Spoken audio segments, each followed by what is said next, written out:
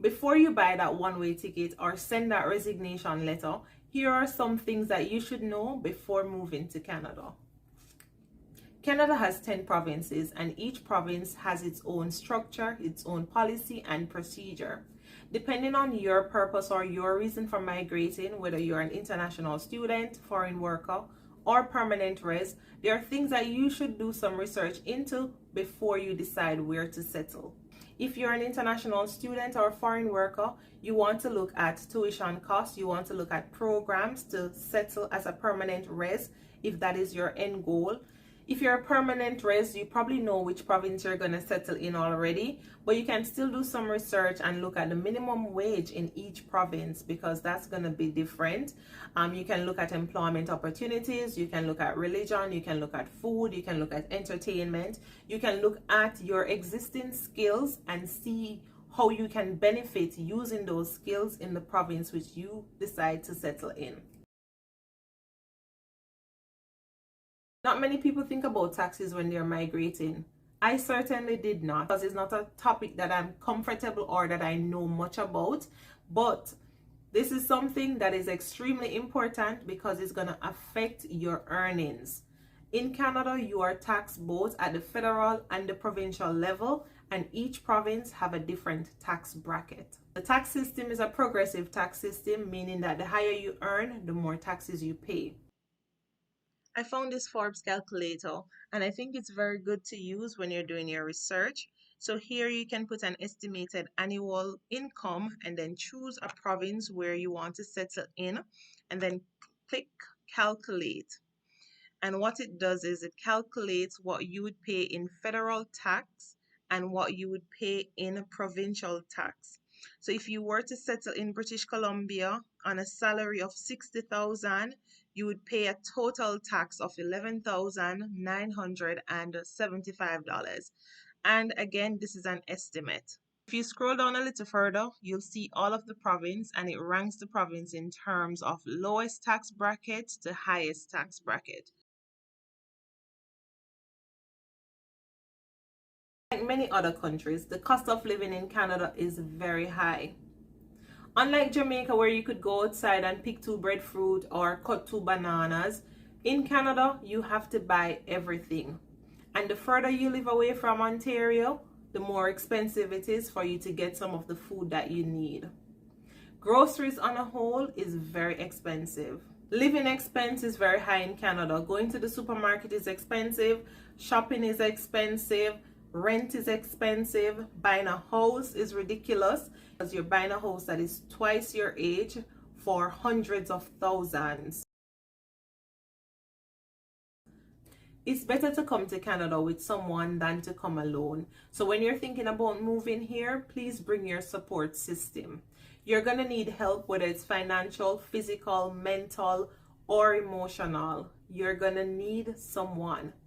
So come with your own people, because from my experience, it is not easy to make friends and connections in Canada. People are very reserved, some are just different, and some just don't want to talk to you, and some don't want to offend you. So bring your own people who will understand you, will understand the process that you're going through, and can be there when you need support.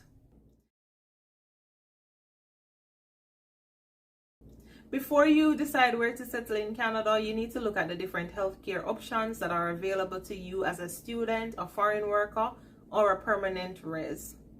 And when I say to look at different healthcare options, is because I know people who have decided where to live based on the programs that are available to support their special needs family member.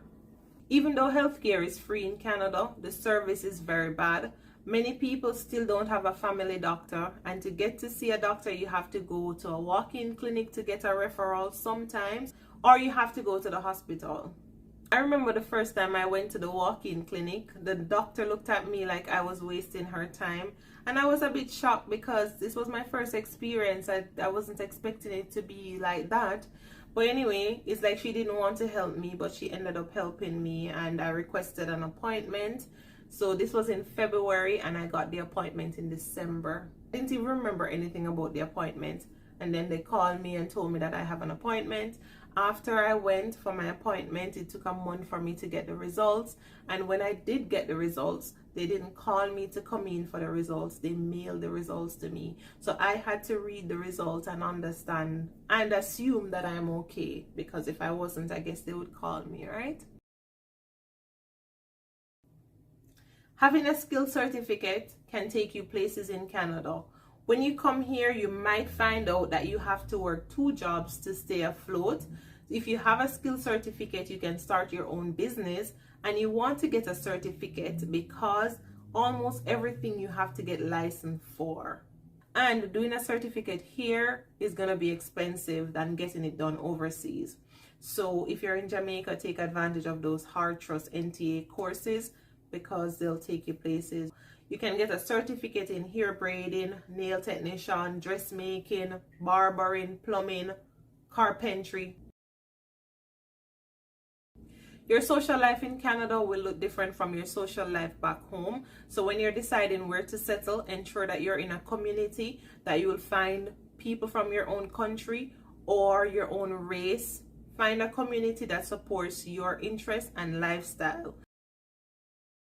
And the last thing I want to talk about is racism. Yes, Canada is not immune to racism. At some point in time, you're gonna feel the slap or the pinch of racism or discrimination, but don't be disheartened. There are policies in place to protect Indigenous and minority group people, so you can still feel at home in Canada.